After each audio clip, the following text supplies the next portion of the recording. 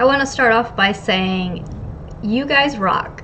Thank you to my viewers and my subscribers for commenting on last week's video. I had 17 comments.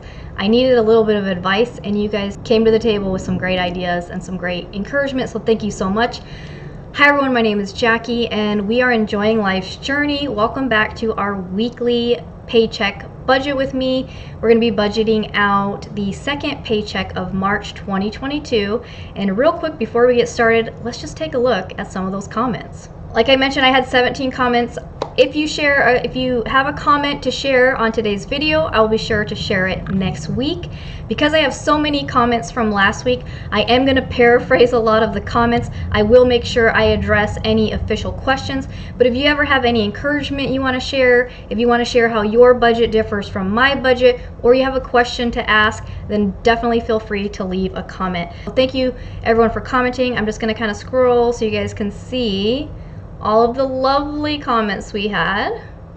Yes, so you guys can go back to last week's video if you want to read all of them word for word. Like I mentioned, I am going to go through them as they correlate with our budget, and I'm going to try to pair them up together because there are a lot of people who are touching on the same topic. But thank you guys very much. So what happened last week was different. My husband ended up switching companies. So he is officially done working for his other company and he starts his new company on Monday. He used his PTO, his last PTO for yesterday and today. Normally I film my budget videos on Thursday because I have access to his pay stubs, but I am filming it today on Friday. So I'm going to film this and get it up and ready for you guys here shortly. But Ricky and I have been working on some house projects, so just kind of keeping him busy because he is a worker bee. So I asked you guys some advice because we had to replace some of our savings, so we're going to touch on that, what you guys said, and then we had a lot of people congratulating Ricky for the new job, so thank you guys for encouraging him and just for being longtime viewers. But let's jump on the Excel sheet and we'll see you know, how are things panning out. Last week I showed you how we changed pretty much all of the income for March. All right, so I did update some of these numbers already without you guys, just to try to make the video go a little faster because we do have quite a bit of comments to touch on today. Living with the Edges, thank you so much for commenting. She was just basically saying encouragement. She normally watches some of my other videos, so this is her first time watching one of the weekly budgets, and she's glad she watched that one, so thanks so much for coming over. And then she just said, you know, she lives in the Valley as well. She lives in Phoenix, and she was saying that she was really hoping that Ricky could find something that was closer because she knows how brutal it can be being stuck in traffic. So yes, Ricky is so excited. He's not going to have to drive through the middle of Phoenix every day anymore. That is going to be a huge saving on us. The other thing I had another person asked a question particularly about the raise. So Ricky is going from making $27.23 an hour to making $30 an hour. Nikita says, how much is your yearly income increase going to be with the new job? So I'm just going to give you a number based on his 40 hours a week. So basically by him getting that $2.77 hour raise, he will make an extra $5,761 for the year. Keep in mind, our investments are going to be changing, so we're going to have to pay a little more in taxes now than we originally were, and some of the health insurance is going up. So I don't really know how much that would change that amount, and then I'm not counting the overtime, but with the added overtime he would make significantly a lot more because he, instead of making $40 an hour for overtime, he'd be making $45 an hour for overtime. So yeah, thank you so much Nikita for your question. I hope that kind of answers it for you. So the way I like to do my budgets every week when I go on, I make any changes to the week before based on what we were spending. If we were spending different amounts in food and gas, or we had other events come up that we didn't initially plan for, I go over the current week based on what we actually got paid, and then I make changes to future weeks if I need to. So for the 4th, I did make some changes based on spending. For the 11th, I did actually changed this. He had 15 hours of overtime, not 13 hours of overtime. So his base pay was $1,089.20. So I'll make this black now because that was the official amount. And then his overtime with the old job is the $40.85. So it was $612.75. This paycheck on the 18th will be his last paycheck with the other employer, and then the 25th will be the new paycheck. He may have a few hours of overtime on the 18th. I don't know for sure because he's using the rest of his PTO. So I am just going to leave that blank. And then his first week at the new job, his first day will be a shorter day because it's an orientation day. So I've only budgeted like 37 or 38 hours. However, the new company, they're going to be working 10-hour days Monday through Friday and working Saturdays. So he's going to be working a lot of overtime. He's going to be working basically 10 to 18 hours of overtime, maybe even more. So there's a good chance he will actually have overtime on that check. We'll wait and see with that. Coming on down to the savings, the long-term savings. So let's go ahead and touch on some of the comments from there. So I mentioned that we had to replace our emergency fund. Now here's the deal.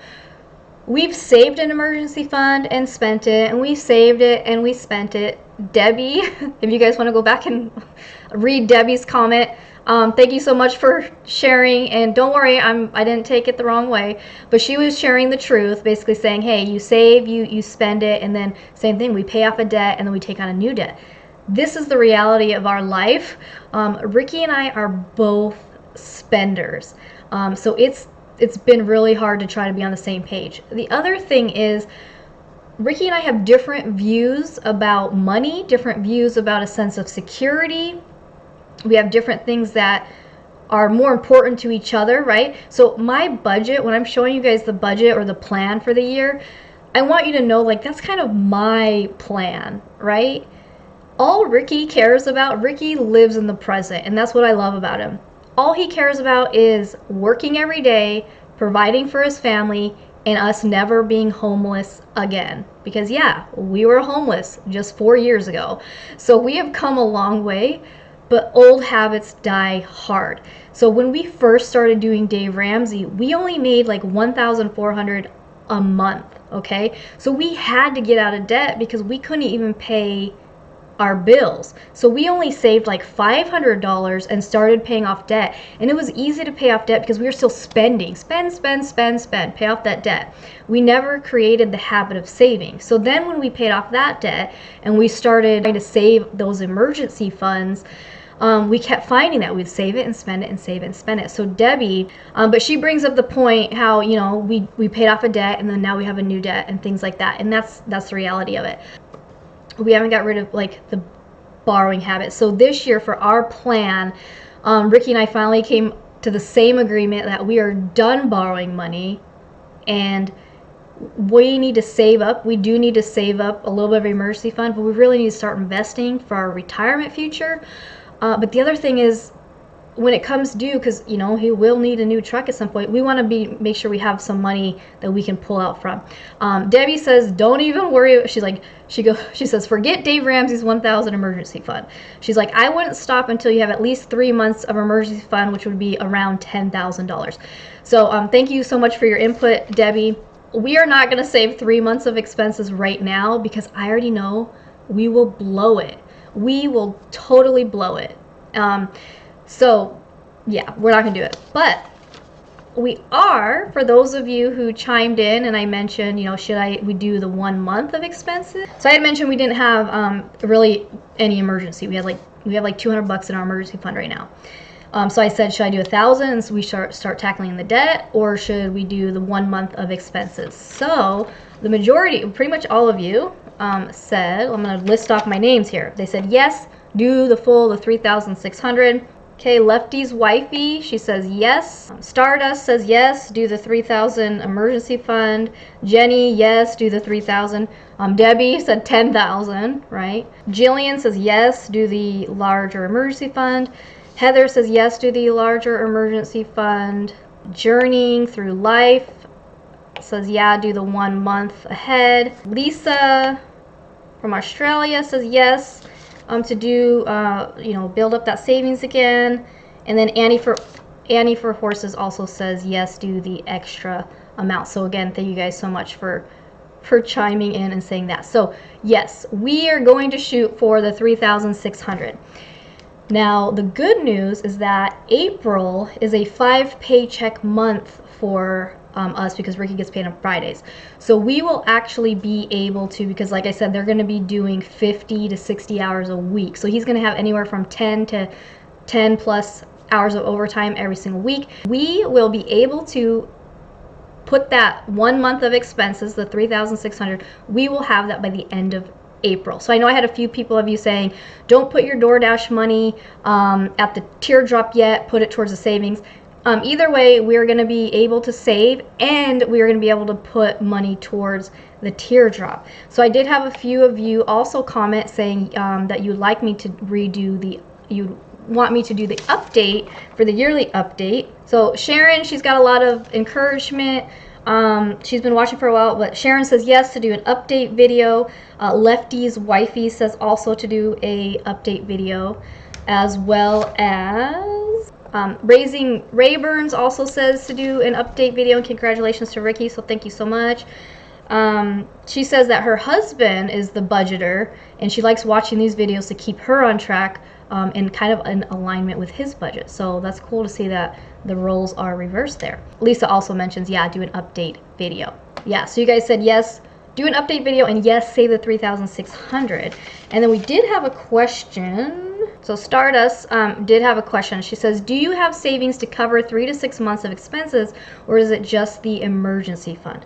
So no to both of those. So you guys can leave a comment down below if you view these separately or as one. So what do I mean? So I view my emergency fund, like how much money I need in my emergency fund, is based on my monthly expenses, right? So if I feel secure having 3 months of expenses, that would be my emergency fund. So that would be 3 to 6 months of my expenses as my emergency fund. I don't count them separate. So I don't have 3 to 6 months of expenses saved plus an emergency fund. To me, it is one thing. And no, we don't have that saved. So what we're trying to do with the 3,600 is to have at least 1 month of our expenses saved as our starter emergency fund. And then after we pay off the teardrop and the truck, we plan on building it up to 3 months. And once the teardrop and the truck are paid off, well, then that monthly 3,600 would actually be lower, because now we wouldn't have to have a truck payment or a teardrop payment in the emergency fund. And I hope that makes sense. So yeah, so I count them as one. We're shooting for 1 month of expenses now, and then we're going to be paying off the other stuff. If I can manage to stay on track, on plan, if you will, then we should have the teardrop paid off by October of this year, and we should have the truck paid off within another 1.5 years. So in 2 years, we should have both of those paid off. And I say if I can stay on track, because I basically mean, you know, versus what Ricky wants to do. Like I mentioned, all Ricky cares about is the survival part of things. So I've explained to him so many different ways, trying to get him to be excited about having retirement money early, being excited about paying off debt and having more cash flow. I've tried to get him excited about these things, and he just he shuts off, right? And maybe you guys can relate to that. The plan is that we can do these things. So each time is just trying to get him excited about one thing. So the big thing for me, because I know we're spenders, and I know if I had 10 grand in the bank, it would be gone. That's why I've said this over the last few videos. My focus for this year, besides not borrowing any more money, is to get our investments where we need them so that we can be in a good stage to retire around 56 or 57. Like I said, Ricky doesn't care about retiring early, but I see how hard he works, and I know he's not going to want to work the whole time. I also know that we need to be investing like 15 to 20% of his income for us to reach that goal, because we're going to be 40 this year, so we only got like 17 years to get to where we want to be. So rather than putting money in my savings in the bank, or even paying off debt for that matter. I'm focusing on getting the money in the investments for our retirement, because that way I'm still spending money, right? I'm spending that money that I'm my habit of spending, but I'm investing in my future. So that is good. Ricky did agree, so I'm baby steps with him, but he did agree that, you know, hey, we can invest 15 to 20% of my income, and then we can figure out what to do with the other amount. I really want to pay off the debt, but that's kind of a like stage by stage, month by month process we have to talk on with each other, right? So yeah, I did want to share Lisa from Australia. She did mention that in Australia their employer automatic takes 9% out of her monthly income into a pension. She says she's supposed this is the equivalent of a 401k. Yeah, for the most part, most of the places, most of us in the US have a 401k as our retirement. However, there are still people who have pensions, and they do have the similar thing where they take a certain percent out of their paycheck. But yeah, it's basically for retirement. So that is, you know, what we are trying to do. Now we have our 401k, which is usually through an employer, but you also have a Roth IRA option. I am going to make a few separate videos kind of explaining the difference between a 401k and a Roth IRA and why you might choose one over the other. We also had a tip from Lefty's Wifey with the 401k. Again, I like the comments that are related to that part of the budget, right? So Lefty's Wifey, and thanks for bringing this up, because this is the new plan that we are actually going to be doing.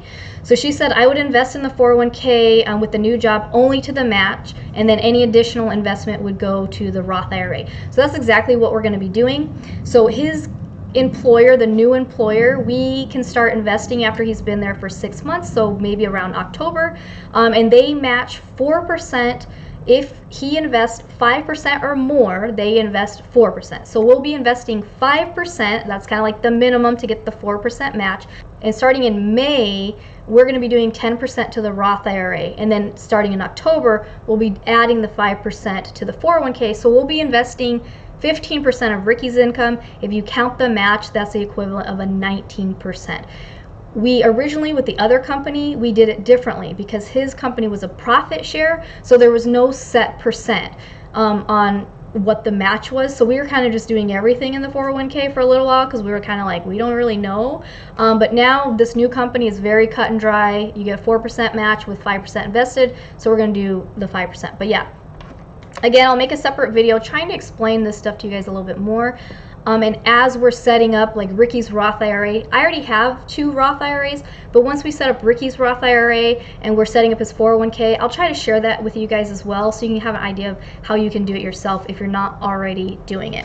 Yeah, so I think that was all your comments as far as saving and investing goes. So let's get on down the rest of the budget. All right, so one thing to keep in mind as well, because we're not going to be investing, our taxes are going to be higher because the 401k, the purpose of the 401k is called a tax advantage retirement account. So what happens is your employer takes that money out, puts it in the 401k, and then you invest in what you want to invest in, but then you get taxed. So you get taxed after that deduction come out. So it looks like you have less income to be taxed. Well, we're not going to be doing the 401k until October. So our taxes are going to be higher because we're not going to have that advantage right now. So I already looked at the pay stub. So basically we spent $49.10 to federal, $20.98 to state, $23.40 to Medicare, and $100 to Social Security. So I make these black because those are done. Now I mentioned with the new employer that we have to be there for 1 month and then we can sign up for his benefits as far as health insurance and life insurance. So the health insurance, the cost of the health insurance will go up, but we'll basically have that little limbo where we're not gonna have a month where we're not covered because the stuff that he has, like that transition between this old employer to the new employer, as far as the health insurance goes, we'll have that coverage still. So health insurance will not lapse, will be covered for that month.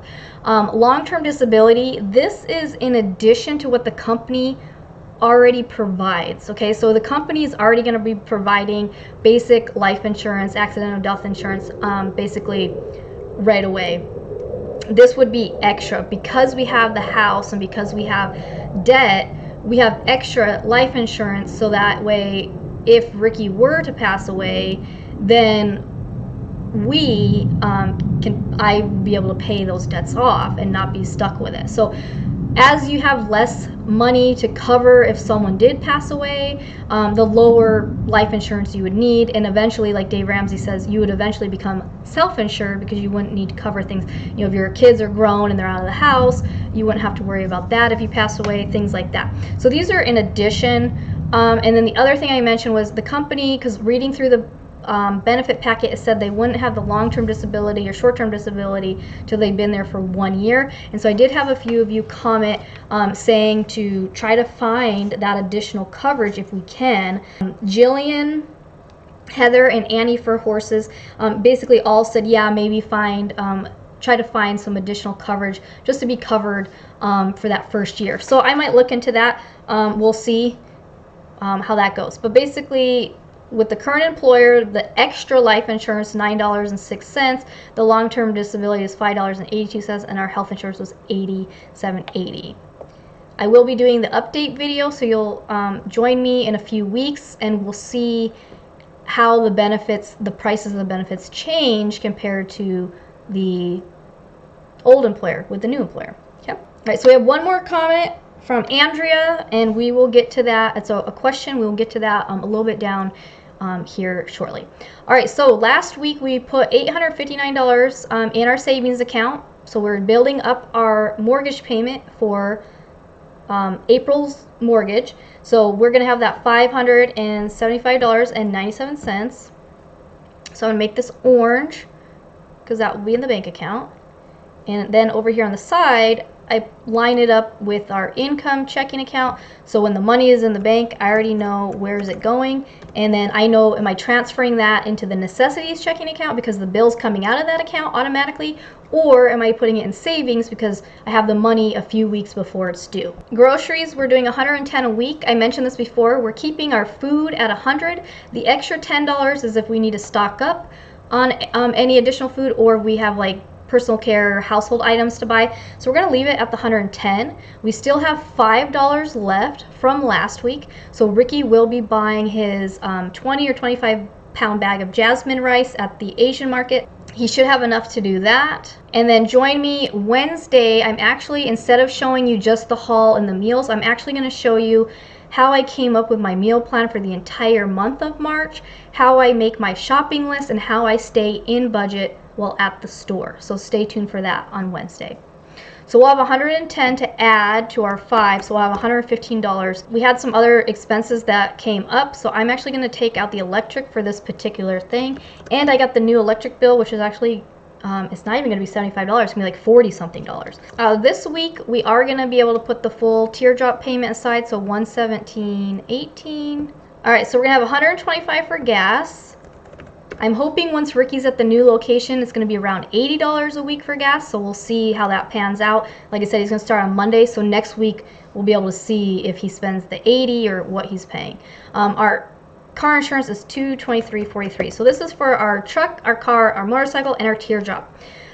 So I had a question. This was Andrea's question. She asked, so do you let your car insurance company know if you're driving for Doordash? So this was a great question, and Annie for Horses actually answered it for me perfectly. So I'm going to share her response. She says, this brings up a tough gray area with insurance. Many policies will require a rider or addendum if you will be performing work with the vehicle, i.e. ride share, groceries, meal delivery. Without it, if you are in an accident and say you are delivering DoorDash, poof, the claim is denied and you're stuck with out-of-pocket costs. So the safest thing to do is chat with your agent or review your policy front and back for additional coverage needs. So it's really going to depend on each individual thing. So there's a few variations, right? So one is going to be your state you live in. It's going to be your insurance company, what type of requirements they have. It might even be the company you work for. So Grubhub might have a different policy versus DoorDash. Now DoorDash does have commercial insurance for us while we are actively delivering, okay? So while we have food in our hands in the car, if we were to get in an accident, DoorDash would cover that for us as long as we have the insurance that we need for our state's requirement. with my insurance, you know, if you're delivering full time or you have people in your car because you're doing like a rideshare type thing, then you definitely need a different type of insurance. I personally do not have any additional coverage. I only deliver for DoorDash 1 day a week, and basically if I were in a car accident, that would be my own fault because I need to watch what I'm doing, and the food that I'm delivering, the price to replace that food is not anything significant, and like I mentioned, I would be covered under DoorDash's commercial policy at that point because I do have the full coverage required by my state of Arizona. So again, there's a lot of variables. It's just, if you're going to be doing it a lot, you'll want to definitely get additional coverage, but you have to check with your own state requirements. You have to check with your own insurance company, and you have to, because the insurance will ask you, you know, what percentage are you driving for personal use versus work, and they ask all of those questions. So those are questions you have to fill out with your insurance company. But yeah, it's a very gray area. You have to ask your insurance company what you need. All right, so for maintenance, I did need to have my oil changed on my car, so that was $49.14. I knew I needed an oil change. Because I bought my car new in 2019, I had services up to 25,000 miles. I only have 24,000 miles on my car, so I thought, oh, I still have my last service, my last oil change, but when I showed up there, they said it expired in June. So they have a date of expiration, and then they have a mileage. So whatever hits first, that's when it expires. So then we just went and took the car to Walmart to have the oil change. So it was $49.14 for that. These are some expenses that we actually already had or anticipated or already charged on the credit card, so we obviously need to pay that bill. We pay off our credit card every single week. So I'm going to highlight these in orange. Events, 36.23, we went to a birthday party, and then we had 31.27. This is for beer and wine for the house. And then Ricky bought, Walmart finally had the NOS again, so he bought 2 cases of that, and then he spent another $3, so $25.95. So if you notice, for the next week, we just subtracted that out of the 20. So next week we're just going to do the 14 because he's not going to have to buy that NOS again. And then we're going to have the $16.93 for our Netflix. So if you see here, we still have $52.23. We need to tell it where to go. So I got the email, the actual bill for that. It's only $42.01. So woo, we did great. We were able to shut off our heater in the house, and that made a big difference. $10.22. Guess we'll go ahead and start putting part of that truck payment. So we'll need $581.75 out of the next week's paycheck. So if you see, this starts to have like a little ripple effect how it changes part of the budget. So we come down here, we're gonna have $24.91 next week, so we need to tell that where to go. So 73.71, 769. Okay, make our 81. 24.51. So if you notice here, teardrop payoff $59.98. I mentioned this before. I'm just, like I said, I'm just doing DoorDash once a week. My goal is to make $50 a week doing DoorDash.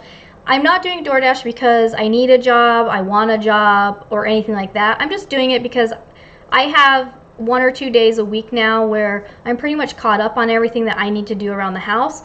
And rather than mess around on the computer or watch Netflix, I thought, you know what, I really do enjoy delivering, so I'm gonna go make a little bit of money.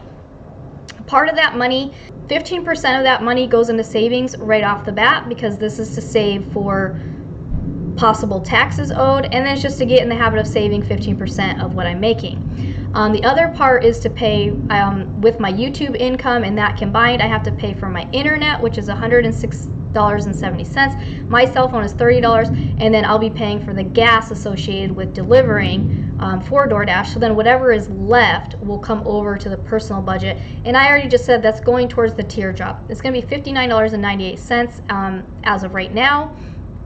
And I did have, a few of you say, well, throw that at the savings, to get that savings faster. Like I mentioned, with Ricky's overtime, we're going to have the savings by the end of April anyways, so an extra $59 in this is not really going to make a big difference. But I'm going to delete this out and just see what the amount is going to be. Yeah, I was just showing you. Oh, for what? The inside, remember, it opens up, so I put this inside so it doesn't swing out. Yeah, that's exactly what I was picturing. I got you. I know, look at that. All right, so we've got our zeros now. So we've told everything where to go.